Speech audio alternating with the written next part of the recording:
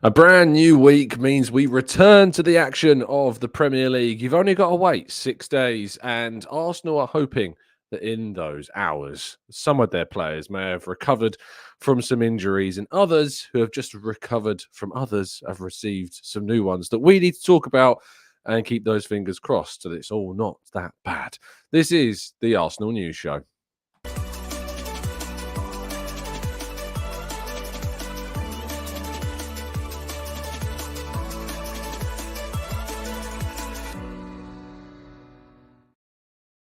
Hello and welcome to the Gooner Talk, back again with you guys and girls for another episode of what is the Arsenal News Show, joining you every single morning at 8 a.m. UK time. Apologies for the slight delay this morning. I've got a new laptop. I've crossed over into the world of Apple, and so trying to get used to kind of the new systems and how everything works has been proven to be quite a challenge, but I'm sure it's something that I'm gradually going to get better with, gradually going to get more used to using. So do bear with me these mornings sometimes while I try and get used to using these new systems, because it's brand new, it's new to me, and it's nice, it's smooth, it's very clean and clear and crisp, and I'm hoping it's coming across to you in a really good way as well. I'm hoping you can see and hear me very clearly and very crisply. I'm curious as to see how this goes. It's looking good on this end. I'm just hoping it's looking good and sounding good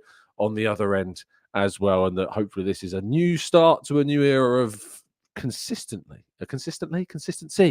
That's the word I want. So yes, do let me know that everything's good and well.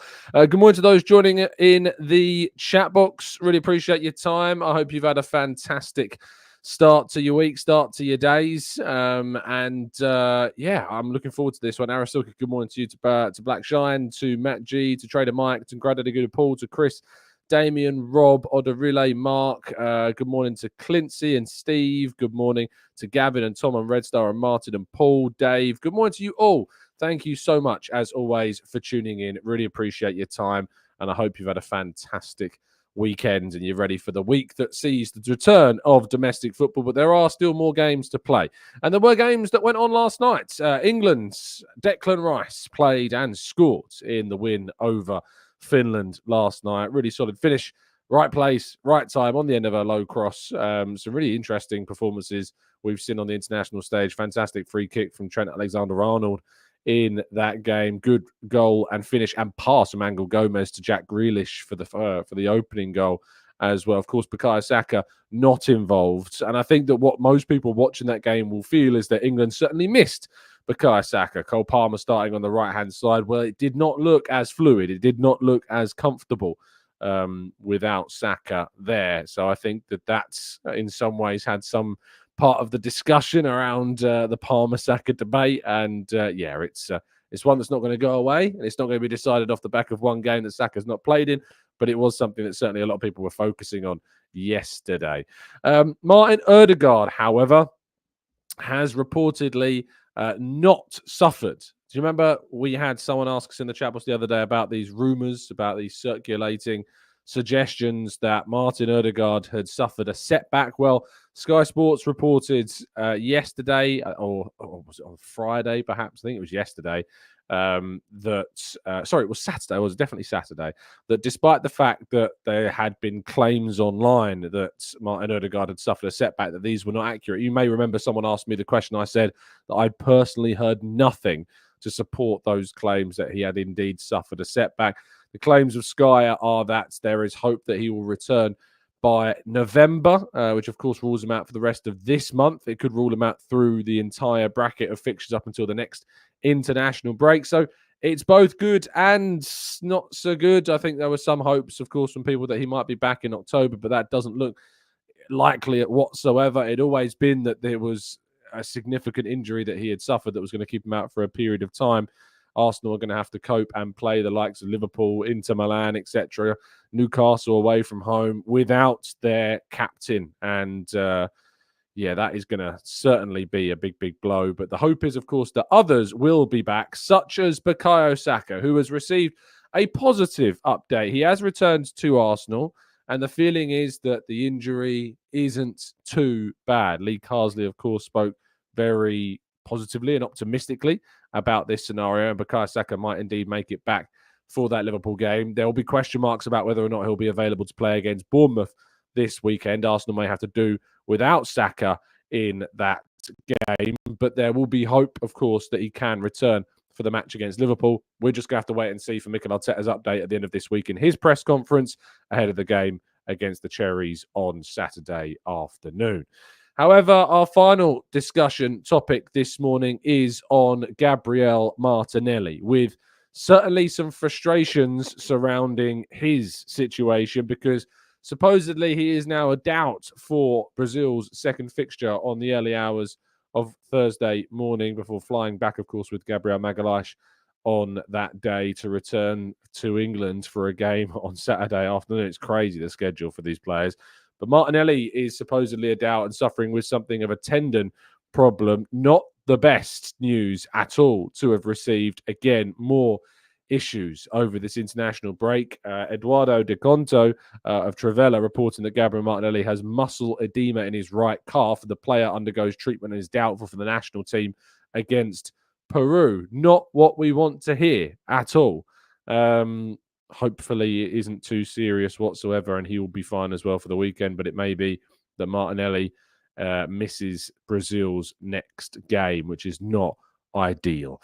What is ideal, however, is the protection that I think we wish the Arsenal players could have theoretically in terms of injury protection, but you can get protection in terms of your data online by using NordVPN. Just head over to nordvpn.com/Gooner to get yourself a significant discount off a 1 or a 2 year plan. You can get a few months extra thrown in free on top of that 2 year deal as well. If you're not happy with the service, you can get a 30-day money back guarantee also on top of that. So plenty of reasons to get involved and change your geolocation. We hope that some of the Arsenal players can hop back digitally. It'd be great if we could just snap a button and they hop back from Brazil to England. They wouldn't have to do that ridiculous 15-hour flight or whatever it is back to the UK. Well, if they were able to use the superpower of Nord to change their geolocation just like you can on your tablet or your mobile or indeed your laptop, it would be instantaneous, just like it is to change it on those devices, so you can watch things that you wouldn't typically be able to watch in your country of origin. And of course, you can still win this fantastic opportunity, a football prize of epic proportions, a Mikel Arteta signed shirt. Of course, I'm just heading over to the website now because it may be that you guys have already sold this competition out. In fact, I'm just having a quick check, clicking on the link, and it has indeed sold out. So yeah, this one, if you missed it, you missed it. You will miss it if they go too quick. And this indeed has been one of those situations. So best of luck to all of you who got involved in the competition. I'll let you know if any new prizes pop up in the coming days. But thank you, as always, for Football Prizes for the Sport. Head over to their page for lots of other football memorabilia that you can win. Well, let's go to part 2 and your questions right after this.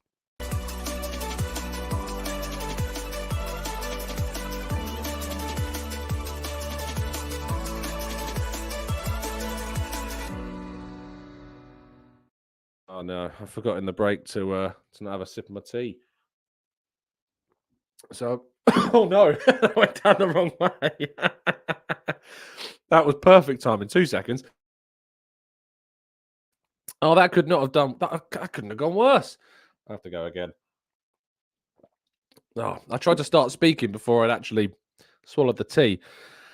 That was goodness gracious me, that was awful. Hopefully that doesn't affect too much the second part of this show, because my attempt to drink tea was befuddled.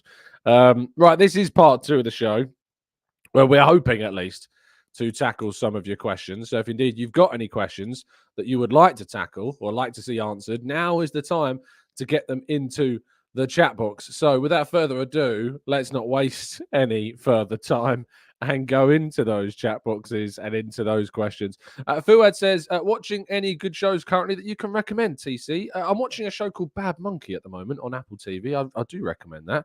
It's very enjoyable. I haven't finished it yet, so no spoilers in the chat. But it's Vince Vaughn and it's very funny. So yeah, I'm very much enjoying that. You guys know I'm a big fan of reality TV as well here in the UK, and Married at First Sight is what me and the missus are watching together right now, and that is also absolutely hilarious. So yeah, but Bad Monkey would be more of a serious semi-serious kind of TV recommendation for those that are looking for something to watch. It is very, very good. Right, let's yes, I haven't reminded you all as well to smash the like button, as Arasilki points out. Please do, if you haven't done so already, do click that like button. It would be very helpful to us here at the channel. We managed, of course, when I asked you the other day to reach that 1K everyday target. You did respond. You did indeed respond, and we did manage to reach that 1K target. And I hope you appreciated yesterday's show. Don't worry, the 1K like challenge was not in effect yesterday. It was a pre-recorded episode. But I hope you enjoyed the chat with James and Guy. Apologies that it wasn't a usual episode and that it wasn't a usual live events where I'm answering your questions, but I was away for the weekends, taking the missus away for her birthday, so I couldn't put a show together live, but I wanted to bring you something for the morning, so I hope that you enjoyed that. Let's go to let's go to Ronald says, shouldn't Trossard and Sterling be enough to play against Bournemouth? Well, we can only hope. We can only hope, Ronald, that is going to be the case, that Sterling on the right, Trossard on the left, maybe Waneri, of course, as well. There are options that we've got, but Jesus is another option as well. We are running out of options. You can only have so many injuries before you start to get into desperate times and desperate measures. Alex says, whenever I hear about Finland, I can't help but think of the caller on TalkSport about Antti Niemi. Classic phone call that was. PTM says, finally some dark arts on the fitness side of things. I love what Arsenal are doing. We don't know that. You know, people can suggest that Arsenal are being a little bit savvy or players are being savvy. I don't think there's any evidence of that at the moment. It seems to be that these injury situations are very much real and that Arsenal are going to have to deal with that as well. Mike says, Mike in the chat, nice to see you. Mike says, it's Indigenous Peoples Day here in the States. Of course, that makes me think of you, Tom. Not kidding. I mean, yes, there is an inside joke there. But it's fantastic. I'm just doing a quick Google. Yes, Indigenous Peoples Day, Monday the 14th of October. It's a holiday in the United States that celebrates and honors Indigenous American peoples and commemorates their histories and cultures.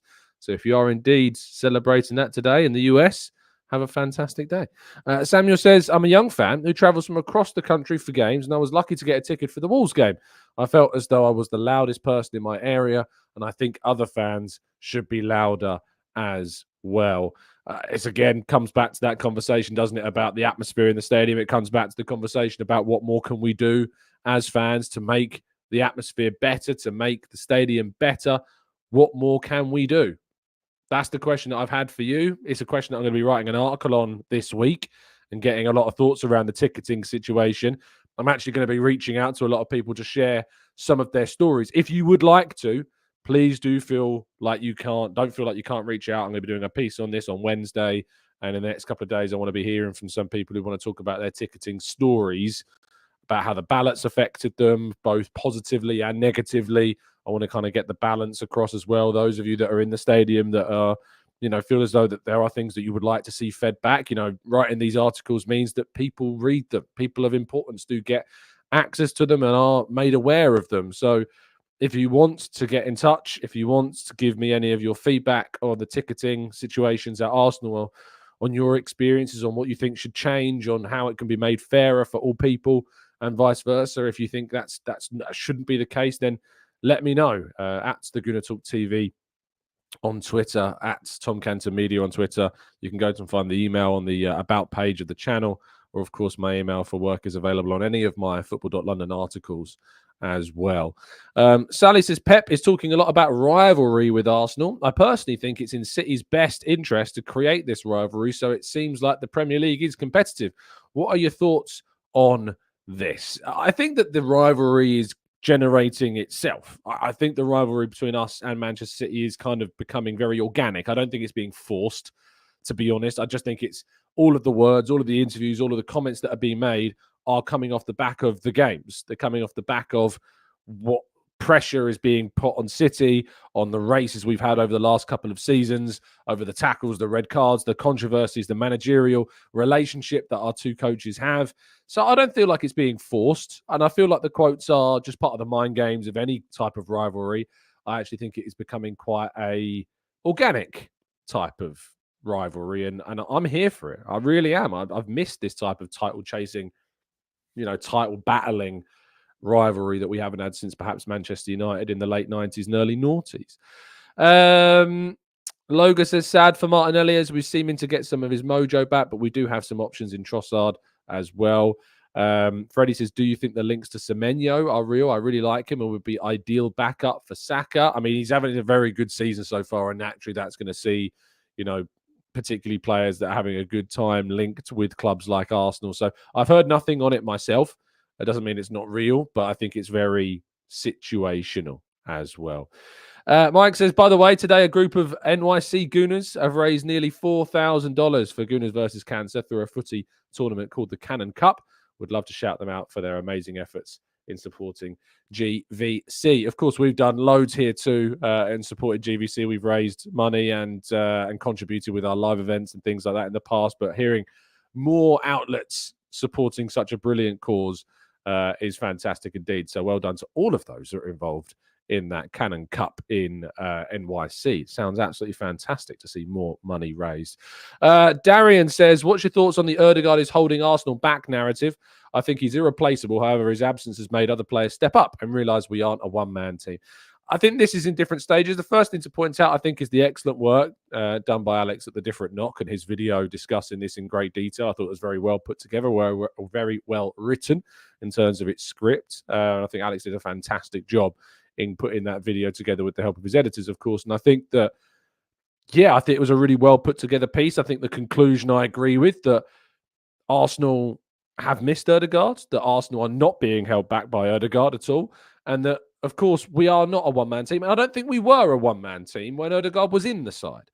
I don't think that we are reliant upon individual players on such a grand scheme that if you lose one of them, it means everything else falls apart anymore. I think there were times where that was the case. You think about when we lost William Saliba at the end of the 22-23 season. That was massive because you had Rob Holding and Yaku Kivior filling in at right centre-half. Now we have depth. We've lost Ben White. We've lost Urian Timber. We've lost Bukayo Saka. We've lost Mikel Merino. We've lost so many players this season in different areas, in different positions. Zinchenko's been out since the last international break. Gabriel Jesus missed a couple of games at the beginning of the season. Bukayo Saka is now going to be missing maybe for a certain period of time. We don't know. But Bukayo Saka missed 3 games last season and we won all 3 of them. We beat Man City, we beat Everton, and we beat Luton. All games that we had to play without Saka's presence. We also didn't have Martinelli from the start of that game against Man City. So Arsenal are never, I don't think, in this state, going to be a one-man team. However, the more players you lose, the bigger problems it creates. And whilst, we should have depth to deal with it, I don't think anyone can really put a question mark on our squad depth after we've lost this many players. Losing as many players as we are losing right now is mad. And to think that we still find ourselves a point off the top, unbeaten, and having played against some of the hardest sides in the league, like Villa away, like City away, and we're level on points, of course, still with City at this phase, and we've still got to welcome Liverpool to the Emirates. That is, it's a testament, of course, to the work that's been done to strengthen the team, to broaden the team's quality. And I don't think Odegaard holding Arsenal back narrative really fits. Like, we would benefit from him being here, but we have a strong squad that can deal with his absence as well. And we've had to adapt to his absence as the best teams do. Per Jensen says, do you think the Rodri injury will prove pivotal in the season when we look back at it? I don't know. Perhaps Man City in the past have struggled with that Rodri, but, they started the season very well indeed, and they've not had Rodri for the start of it. His first start this season was actually against Arsenal. He will only start 1 game all campaign. Will that have a big impact? We will have to wait and see. Chunho says, Tom, do you think Odegaard will be back in time for the Liverpool game? No, I don't. It's basically impossible. I think the expectation, as we've heard, is the earliest is November. That's what the signals are at the moment. So no, Odegaard will not be back. I'm pretty confident in saying that. I'd be utterly and entirely shocked to see Odegaard back. Saka, on the other hand, is much more likely from the sounds of things. Comp says maybe we should have a larger capacity of the stadium. Now it's around 60,000. Maybe we need to increase it to 70 or 80. It's easier said than done. Planning permission, the restrictions from the local council, And of course, what that means in the greater context of the stadium seating as well. It's also like demand for certain fixtures isn't going to be solved by just increasing the capacity by that much. It will help to a degree, but demand is far outweighing, that amount of increase in seating. There's like however many tens of thousands, even hundreds of thousands of people waiting on the season ticket list as well. It's worth pointing out. Adele, thank you so much for your kind support of the channel and becoming a brand new member. Really appreciate that. And welcome to the TGT family. I need to put a new link in for the Discord server. I'll do that after the show as best I can. I'm still accessing a lot of stuff on this new laptop, so bear with me on that. Trinia says FIFA should do something about this international game scenario because it's affecting the clubs and causing challenges for the teams and the managers. We've talked about this already. Of course, we think that restructuring of international games needs to be something that is looked at, but we know that that's not going to happen. JR says, I think it's nice that we've been able to appreciate the improvements in the left-hand side of the team, particularly since Odegaard has been out. Once Odegaard is back, hopefully we can really blow up with all of that and kind of, emphasize all areas of the pitch. We know that when Odegaard is there, our right-hand side is much, much better. We've also lost Timber. We've also lost Ben White in different games this season, and that has had an impact on our fluidity, on our cohesiveness. That we've lost so many players this season at different points that we've had to adapt to things on the fly, which is no short task at all. Fuad says, Tom, where do you see us short still, and what do you think is our weakness that could hinder us from winning the league? I think shortness, of course, if you look at who we've lost already in Odegaard, in Zinchenko, in Timber and White in certain points, there's shortness. If you're losing that many players, you're going to be short. That's just a reality. Doesn't matter how many players you sign, doesn't matter how much deep your squad is. If you're losing that many players, you're going to be short in certain areas. I do think that, of course, the striker position remains an area that, we want to strengthen in the future. Gabriel Jesus' form has not been good. It doesn't fill us with too much confidence. I think losing Martin Odegaard has shown that maybe a player that can deputise in the attacking midfield more so than Trossard can is definitely something that could be looked at in the future. I think centre-half, if we were losing Saliba on top of losing Ben White and Timber suddenly, that looks very thin. But there are options for us to use Kivior there and to use Tomiyasu there when he's back. Another player I've not mentioned, of course, also being out for the majority of this season as well. So it's hard not to look short when you've got so many players out, but there are definitely scope. And in midfield, of course, as well in the summer, Jorginho and Partey's contracts are up. We're going to have to replace those players to a degree as well. Cass says, I'm really looking forward to Marino and his partnership with Odegaard and Rice, as he reminds me of Xhaka, which could be so helpful this season. I think you're absolutely right. Com says, for me, the internationals should be played in October in the autumn and the March spring period. 1 month, several international games, though, in a row. Is that the way forward? Is that how we deal with it? I'm not so sure. Jonathan says, how about a TGT fundraiser for the Canton Cup? I'd love to put together a five-a-side tournament. I think that'd be great. A great idea. People putting their own teams together in London and raising money. That'd be pretty cool. Lead Aguna says, have other clubs suffered injury setbacks through the international breaks? If they have, it's gone quite quietly under the radar. Not really heard too much about other clubs during this break. It's been very much focused intensely on Arsenal. That I haven't really heard at all anything to suggest that. Per said Raya would certainly be a dire loss, as would any of the first choice goalkeepers. Liverpool have lost Alisson now for quite a period of time. Kelleher's going to come in. Kelleher's a decent goalkeeper, but of course he's not to the level of Alisson. But Alisson's probably going to miss the game against Arsenal after his injury before the break against Crystal Palace. So that's going to be a big loss to them. Arsenal, of course, if they lost Raya, would be relying on Neto to be in goal for a significant period of time. Paul says, about a year ago, I heard a rumour that the women's team were going to get their own stadium as they now have their own fan base, and most of them can't get a ticket when they are not at the Emirates. Of course, when Arsenal are at the Emirates, as they were this weekend, and they lost in rather frustrating fashion, of course, to Chelsea, they can sell out that stadium. They can buy 40,000 plus tickets on a regular occasion. So yes, when they're at Meadow Park, they're not getting as many minutes. So they're not getting as many tickets being sold as comparison to what they could be selling. So there has been scope for potentially a women's stadium being built. That would be a massive financial outlay, of course, to do that. But there is continually an idea that is certainly worth the investment because there is demand, continual demand for those tickets and for those fans, because that fan base is growing every single week for Arsenal. And just on that situation in the weekend's game against Chelsea, Jonas Ardevau is under incredible pressure, I think, from the fan base now. I think there was a lot of Jonas out stuff circulating around social media. I saw even a graffitied image on Holloway Road or Hornsey Road, I think, over the weekend of Jonas out as well. The pressure is very real on him right now, and that defeat against Chelsea, the first time I think Chelsea have won at the Emirates in the women's game, it's a very, very, very difficult period for Ardevau, and certainly there's a feeling that he should be replaced, and I can't really argue too much against that at the moment based upon how things have been going and how things are going this current season. Antonio says, Tom, be real. Do you see Saliba at Real Madrid in the next 2 years? I mean, I could see it. You know, it's not impossible for me to realise that. He's only got 2 years left on his contract after this season, so it's a very real possibility that could indeed happen. Saliba is one of the best players in the world for his position, and Real Madrid try and sign the best players in the world for their position. So it matches, it fits, and interest is undoubtedly, I'm sure, there.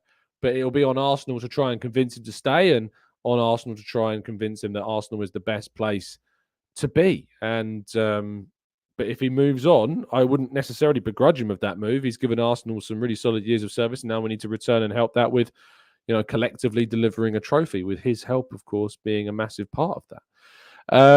De Akubra says referees in the Premier League have become lazy, relying on VAR instead of actively following the play, leading to many speculative calls. What say you? I say you're right. I've said this on a numerous occasion. I think that referees are not making calls that they used to make because they are relying too heavily on VAR to make the calls for them. And then because they don't make those calls, according to the rules, it doesn't reach a certain threshold that VAR can then get involved with. And I think this is not the way to referee games. Not the way whatsoever. Antonio says, I genuinely believe Odegaard doesn't play to his full potential because he's too involved in every phase of the game. I don't know about that. I think that Odegaard in some games is better than others, of course, and players will go through periods where they are better in certain games than others. But I think Odegaard delivers fantastic. I mean, he's been our player of the season for the last 2 seasons in a row. So if we've not yet seen the full potential of Odegaard and he's winning out the player of the season award at Arsenal, my goodness me, if he was realising his full potential, my goodness me, what a player we would have on our hands. James says, morning, Tom. I hope you had a nice little break with the dear wife on her birthday. Thank you, James, very much. It's a very belated. Her birthday's all the way back in like a couple of months ago. So, yeah, it's just a belated thing that was booked at the time. But we had a very, very nice time indeed.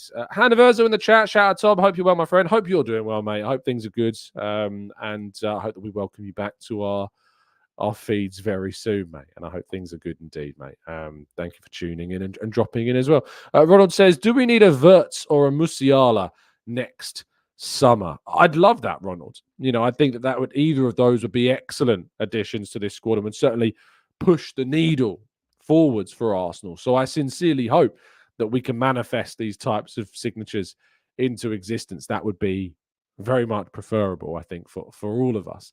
Per says, Raya is worth about 35 million euros according to Transfermarkt, but he's worth a lot more. I mean, that is literally what we signed him for, 30 million pounds, 35 million euros. There's no doubt that his value has increased since then, but we said the same about Ramsdale. But if you have a significant period of time without playing, your value does drop very, very quickly, as we did see with Ramsdale as well. Right, that's going to bring us to an end of today's show. The first episode on this new platform, this new system that I'm using. Hopefully it's come across clearly and crisply. It will improve in the months to come. There's been further improvements being made to our setup that you'll see in the months, and it will be months, so it's going to take some time. But thank you so much, as always, for your support. Please do, before you leave, press a like on the video. It does help us out. We want to try and reach, 1,000 every day if we can. And that has always got to be our mission. So do help us out in that regard as well. There's over 1,000 of you watching over on all of our platforms, on YouTube and on social media as well. So thank you for that. And I look forward to hearing and speaking to you tomorrow. More updates, more news ahead of the return of Premier League football. We can't wait for it. We're longing for it. And we frankly deserve it. So hopefully it is swift in its return to us. Thank you, as always, for listening. Thank you for watching. I will be with you tomorrow morning, bright and early, 8 a.m. As always, stay safe, stay well, stay happy and respectful. And as always, up the Arsenal.